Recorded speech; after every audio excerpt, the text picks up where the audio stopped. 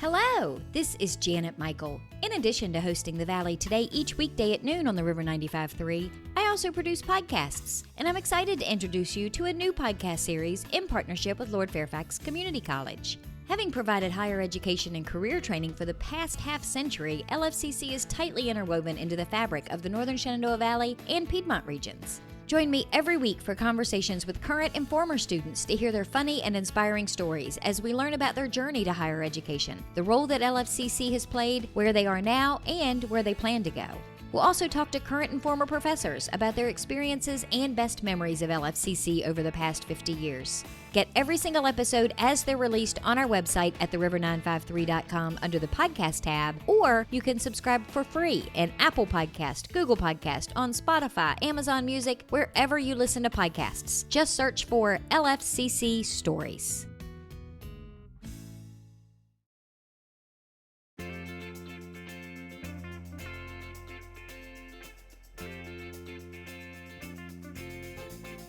Hello and welcome to the Valley Today. I am your host, Janet Michael. Happy Thursday as you are listening to the show today.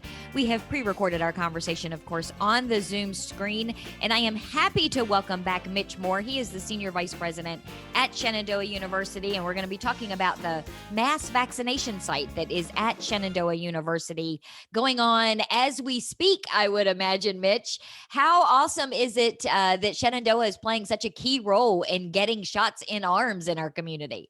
It's really great, Janet. Great to be back on your show.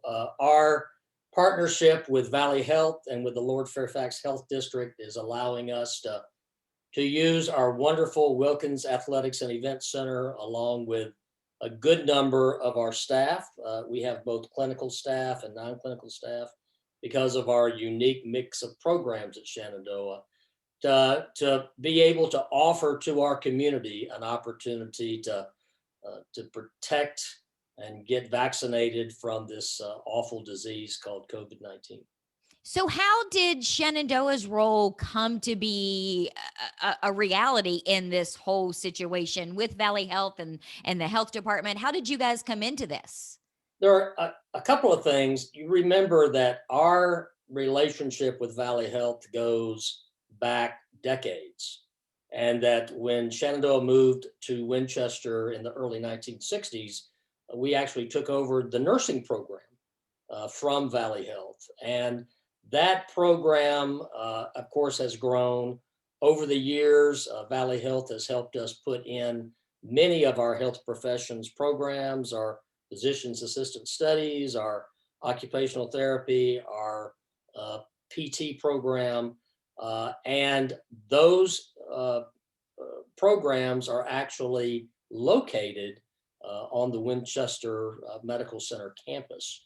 We purchased that building from them several years ago, but we still remain a big part of that.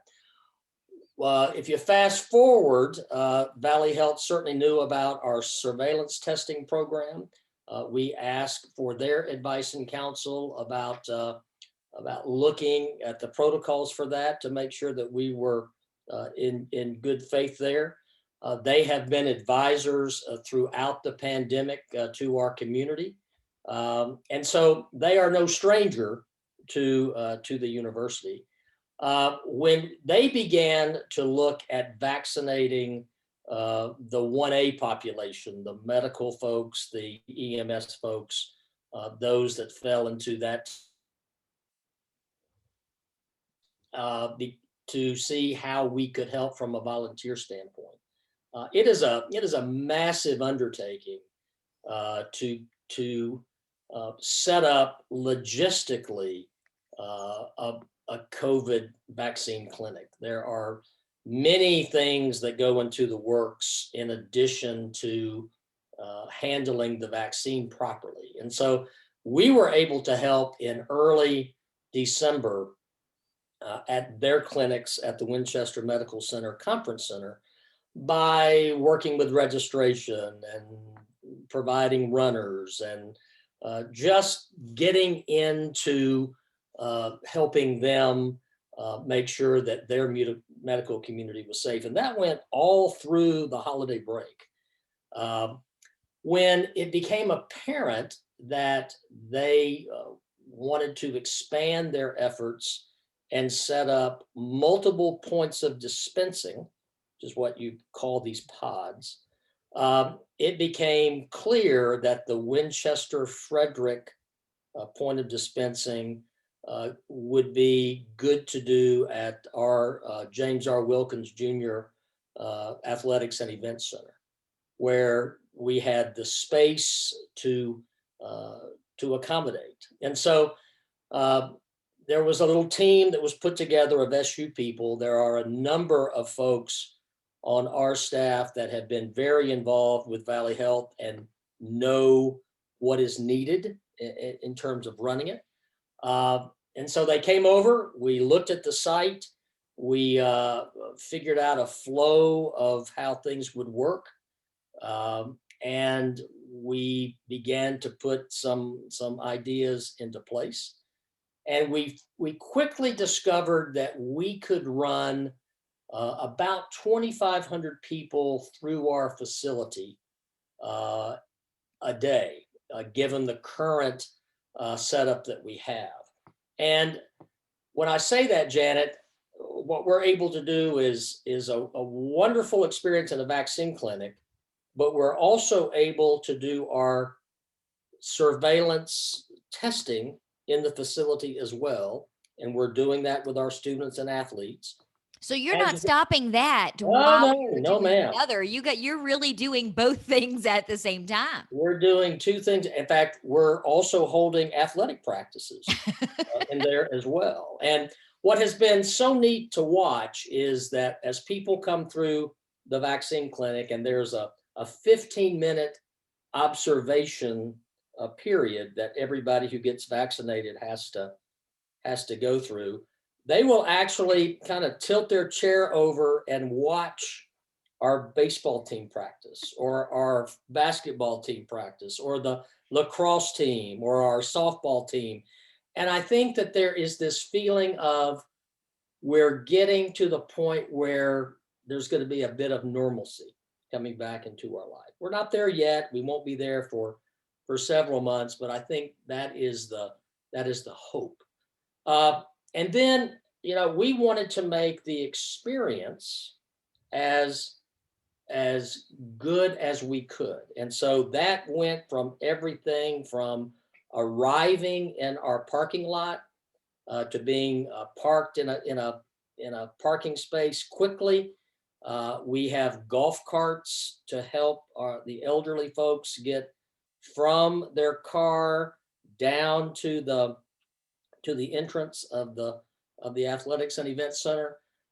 We then have a check-in process where people are seated in a comfortable space, socially distanced, of course, mask, and then called up to registration. They go through that registration process pretty quickly, are sent over to be vaccinated, and we normally have about 10 vaccinators to move people through relatively quickly. And then they go on to sit in observation, and that's where they may be entertained by somebody from the conservatory for that 15-minute period. They're then checked out. And so during a first dose clinic, you're then given instructions about how your second dose will be scheduled. Again, making sure you're feeling okay before you leave. And then we put you on a golf cart at the very end and whisk you back to your car. The whole thing on average takes about 30 minutes, unless you decide to come early. We have a lot of folks who show up an hour before their appointment, which is fine. We've been able to seat them, and often because of the efficiency of the program, we're often able to stay a little bit ahead of schedule. So we're either ahead of schedule or right on schedule, depending on how the day goes. Now, I know that that event center was in the planning stages for years before you ever put a shovel in the ground. And I know a little bit about what goes into fundraising for projects of that nature and how you try to say, "Oh yeah, we could do this with this building and we're going to be able to do that with this building." Did you ever in a million years think that it would be a mass vaccination site along with an event center and playing basketball and having all these athletics going on?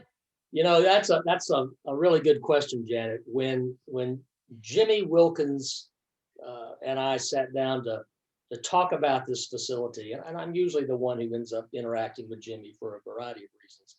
Uh, he wanted to make sure that that facility could serve a variety of situations, a variety of events. And of course, the first thing he wanted, because Jimmy was a spectacular athlete in his high school days at Hanley High School, he said, Mitch, I want to make sure that every single team at Shenandoah can find a usefulness in that building.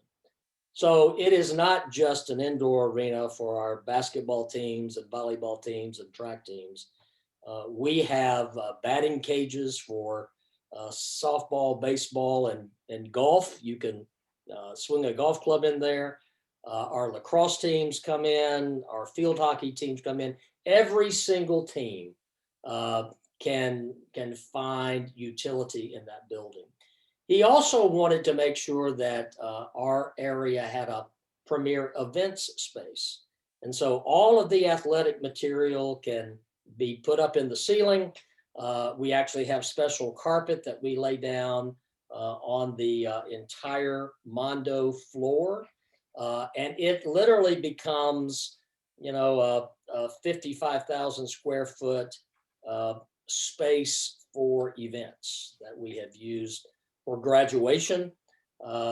We had a fundraising gala there to kick off that building several years ago. You can't tell it's an athletic center when it's an event space.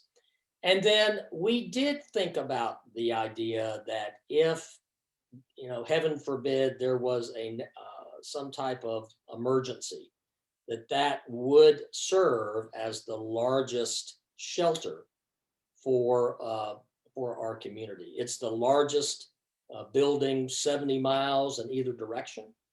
And we were approached early in the process of the pandemic as to perhaps be a extension of Valley Health and become a field hospital if that was going to ever be necessary. Luckily, we did not have to go that route. But we are equipped now with a generator in case we were ever to have to be able to use that in a national emergency. And while we never thought we'd use it this soon, we knew that if we had to, we could use that facility to serve the community in an emergency type of situation. And so we're just so thrilled that we've been able to do that. And we've been just so overwhelmed with the positive response that we have gotten. It has worked like clockwork. Volunteers who are empathetic and understand that this is an anxious time for a lot of people walking in the door. I think a lot of the people walking in the door are excited and relieved and are grateful that the service is there to be provided for them. We certainly could not do this without Valley Health. Valley Health is the certified vaccinator, which means that we are running a medical clinic for them and under their guidance. We just, again, happen to have the clinical expertise in our nursing, our physician's assistants, our pharmacy program that lend themselves to being able to be the type of clinical volunteer that Valley Health is looking for. And I think there's a very deep appreciation uh, from the health district because, again, just because of scale, they certainly can't get to everybody who needs a vaccination. And so we're able, Valley Health is an extension of the Lord Fairfax Health District, and then Shenandoah is an extension of Valley Health. And it just all works very well together. There's a core group of people that talk almost daily, some Valley Health folks, some people from the health district. And given that we're the largest pod, I get to sit in on those conversations. And it's just really heartwarming to see the cooperation, the extension, the exchange of ideas, because nobody comes to the table thinking that they've got all the answers. And often the end result is a good collaboration of all of the minds at the table. And I think that's how each partner goes into the conversation. We all realize that we have our roles to play, and there's a lot of respect for those roles. And yet, on the other hand, there's not a you got to do it this way type of attitude, which I have found to be very very heartwarming, and just allowing our community to meet the needs of our community in the best way we know how. It's not perfect. I don't ever want to give that impression that it is. It's not. And yet, some days we say that we're building the airplane as we fly it. And it certainly feels that way for some of the decisions that we're asked to make. Well, let's take a quick break. When we come back, can we chat for a couple of minutes about the actual logistics? I mean, you were talking about whose role is what, and I want to make sure people understand that you're not doing the appointments, so that they understand how the process itself works to get themselves into SU. Can we talk about that a little bit when we come back? Sure thing. Okay, we're going to take a quick break. When we come back, we're going to continue our conversation on the Zoom screen today with Senior Vice President of Shenandoah University, Mitch Moore. We are talking about their mass vaccination site at Shenandoah University. We're going to talk more with him in just a couple of minutes. Got a financial decision to make or a goal to reach, but you don't know where to start? You've come to the right place. Introducing Quick Money Chats with the Northern Shenandoah Valley Financial Education Program. Visit tinyurl.com/quickmoneychat to schedule a virtual chat with a staff member or trained volunteer. We won't tell you what to do, but we will give you the tools you need to choose wisely. And because Virginia Cooperative Extension is part of Virginia Tech and Virginia State, your land-grant universities, you can be sure that our information is credible and trustworthy. And you'll know that we aren't trying to sell you something. Maybe you want to improve your credit score, or reduce your banking overdraft fees, or even figure out if you can afford to buy that car. Sorting through tons of information on the internet can be overwhelming, and sometimes it can be hard to know who to trust. Schedule a Quick Money Chat and get the information you need to take action. Go to tinyurl.com/quickmoneychat and get financial education personalized for you.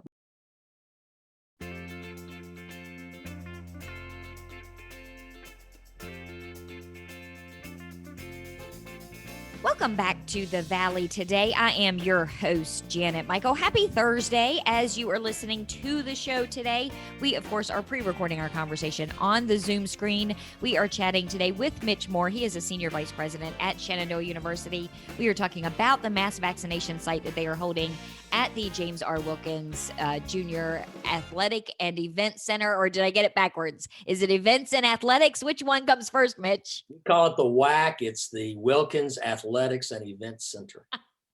And I got to tell you, when you were talking in the first segment about Jimmy Wilkins, he is one of my favorite people on the planet. And I haven't talked to him in a while. He's probably grateful because every time I talk to him, my first question to him is, when are we getting a baseball field for SU? What's going on with the baseball field? And now you're getting a baseball field. we are, as a matter of fact, just as a side note, we're renovating 4 fields in Barnett Park, Jim Barnett Park. 2 of those fields are now ready for play with Hanley ball, both softball and baseball. Bodie Grimm Field has been completely refurbished. as has Hinkle Harris. Well, and actually Bodie Grimm was actually transformed into a brand new field for Hanley baseball. So we look forward to doing the next two fields, Bridgeforth and Rotary. That'll be turf fields for the community and for Shenandoah. And we hope to start that work sometime this summer. Well, and I bring up the baseball portion of it mostly because I'm a baseball mom, but also because you said something to me when we were chatting before we started recording about how being this mass vaccination site just fits into Shenandoah University's mission. And I think it's interesting, and I want to make sure we talk about that for a second, because you don't find a lot of universities the caliber of SU that are such an integral part of their actual community that they're in. Typically, a lot of the community think, oh, Lord, we're a college town, and they're not always happy about it. That is not at all the case with SU and the relationship with our community. Well, and we work hard to make sure that people in the community know that we're not in any way trying to take over or to rule the community. You know, our mission is to educate and inspire individuals to be critical, reflective thinkers, lifelong learners, and ethical, compassionate citizens who are put into the world to make contributions to their community and to the nation and to the world. And when we think about those, if you kind of dissect that, the idea of being a lifelong learner and a compassionate citizen certainly reflects upon what we're doing right now in the Athletics and Events Center. To see people come in, Janet, and I have worked the door for many hours the last 3 weeks, helping people get in, helping them be seated. One, I have a fairly vocal voice, and it kind of projects, and I can talk pretty fast and get people in. And so they come in, and there's just this sense of relief. You see so many different people come through the door. It really is amazing how diverse our community is. Not only do you find farmers and certainly the people over 65 years of age, which have a different outlook on life. Often they've grown up here. They've spent their whole life in this community. Sometimes it's the first time they've ever stepped on Shenandoah University's campus. So it's great to be able to see that. But just to be part of their experience as they see light at the end of the tunnel, and to help them. Often I'll end up helping somebody get to their seat because they're a little older, so they move a little slower, or they're in a wheelchair or a walker. I remember specifically helping a lady who had just turned 100, who brought her 90-year-old husband with her. So there was a little bit of bantying about robbing the cradle. And I actually went through with them because they needed a little bit of extra help. And to hear their life story and to know how they met, and to just see how much this experience meant to them was really gratifying. You kind of you learn about your own humanity, and you learn to be more compassionate. And our role is to get them in and get them out. And yet at the same time, when you see that human element, you kind of stop and think, gosh, it's so great to be a part of this. And we're working hard too, and we work hard with Valley Health to make sure that we get those underrepresented populations in, both from a race standpoint and from a diverse. We're looking to make sure that all of our communities are able to take part in this endeavor. And that really is a credit to not only our president, Tracy Fitzsimmons, but to others in our community that work with those populations. We knew of people that were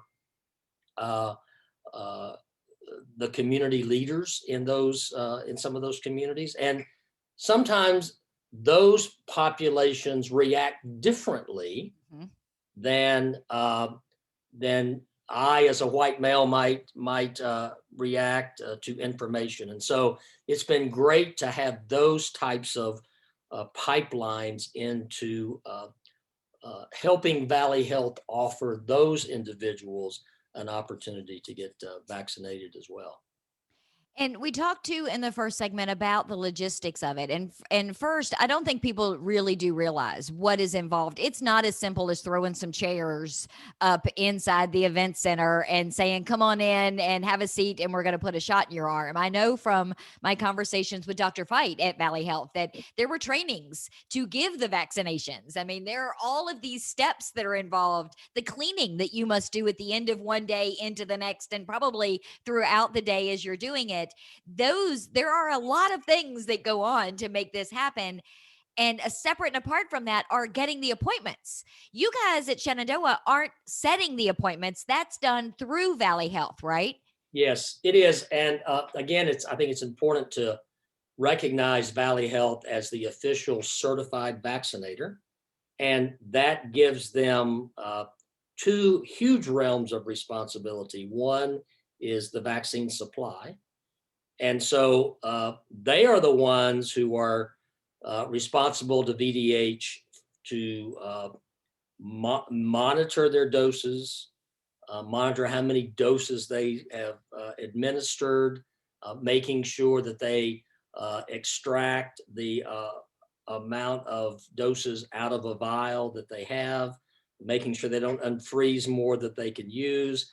They literally have, not only do we have 10 vaccinators, but I want to say on any busy day, we probably have 8 pharmacists, in addition to the vaccinators, who are filling syringes and who are making sure that their vaccine supply is adequate and safeguarded and monitored the way we anticipate it to be monitored. And, I don't think we have wasted a vial in this whole process. And so that really is to Valley Health's credit and to their great pharmacy team who is providing that type of work for the vaccinator. So vaccine supply is one aspect. Registration is the other aspect. We do not control the registration process. They are using a software package called PrepMod. And PrepMod is a relatively new software package that Valley Health was able to secure with the help of VDH and the Virginia Hospital Association. And when you are able to set up an appointment, you are actually going into a link from the Valley Health side to this software package called PrepMod, which takes you through the various steps that you have to go through in order to get an appointment. Valley Health has been great about making sure that they put on their website what the criteria is. We keep being thrown curveballs, I'll call them, from both the federal level and from the centralized state level in terms of who's eligible to be vaccinated. Well, we started out with all of the medical workers, and then we went to people that were age 75 and above, and then the governor decided to open it up to anybody who was 65 and above, and people with certain underlying health conditions. Well, when he did that, that meant that 4 million people in the state of Virginia were eligible to be vaccinated, and there's only 8 million of us total. And when he did that, there was no additional vaccine supply. So all of a sudden, we were asked to open up the floodgates, which we certainly want to make sure everybody gets vaccinated eventually. But with the limited vaccine supply coming in, it made it very difficult to meet demand. And so We are grateful that people are understanding and empathetic with regards to the fact that the most vulnerable to this disease seem to be the elderly. And so we try very hard to make sure that folks 65 years and older uh, have a real good opportunity to get those shots. And the other part of this, Janet, is that the federal government does not allow us uh, to draw any borders. You have, if you get an appointment, if you're lucky enough to get an appointment, then it doesn't matter whether you're from Lynchburg or Loudoun or Fairfax or Kilmarnock, Virginia. If you can get up here for your appointment, we're going to put a shot in an arm, and that goes to show that we have been a leader in our health district and through our distribution system, where other folks in other health districts just quite haven't gotten, perhaps don't have that partnership that we have. I mean, Valley Health was certainly, through Dr. Jeff Veit, was on the leading edge of figuring out exactly what to do. We just happened to get our distribution process up and running a little quicker. Now, if you're an older person and you don't use the computer, then you can call Valley Health and they will work with you to figure out a way to get you scheduled. That has been another learning curve for us and for Valley Health. I think sometimes we don't even know we're living in a box until something like that happens and we realize, oh, I have always done this. It didn't occur to me that somebody else might not. Exactly right. And so we try to be very, very sensitive to those who either don't have internet access or aren't that internet savvy, in order to make sure that they get a fair shot at a certain number of slots as well. And Valley Health is really good about that. And again, they keep improving. We talk about how to improve the system usually several times a week. And, I think we're getting there. Well, I think you are too, because the last numbers I looked at is of the 4 Valley Health clinics in our district, over 30,000 doses have been administered, and we are now in the top 25% in the state of Virginia of vaccination rates. And I think that speaks to what you're saying is when you suddenly open up the access for more people, but you don't have the doses, your numbers look awful. And then people are thinking, well, what's going on? And they're not getting the explanation behind it. And you guys figured it out and moved full steam ahead. And I know that we couldn't have done it without obviously Valley Health and the health district, but we couldn't have done it without Shenandoah. So I want to thank you personally for the role that Shenandoah University has played. Yeah, appreciate that, Janet. It really has been a great partnership all the way around, and we're happy to open up our facility and volunteer our time. I've heard there are 3 S's that you have to be able to have in order to make this run efficiently. One is space, one is staff, and one is supply. And so vaccine supply certainly is the only limiting factor that we've got right now, because we think we've got a pretty good distribution system if we're only allowed to run it. Yeah, you've got control of 2 of those S's. That third S is not necessarily in your control. Exactly right. Thank you for taking some time out of your day to chat with me about this. I think it is a fantastic thing that you're doing. And I've seen photos of people after they've gotten their vaccination sitting in their chair for their 15 minutes or so while someone is playing violin. And I just think that you have taken getting vaccinated to a whole new level. So thank you. Well, we appreciate that, Janet. And again, it's a great 3-way partnership between us, Valley Health, and the Lord Fairfax Health District. And Dr. Colin Green, our healthcare, our health district director, and Dr. Jeff Veit, director of population health for the hospital, that system, have just done yeoman's work as well. So it's great to be able to be part of that group.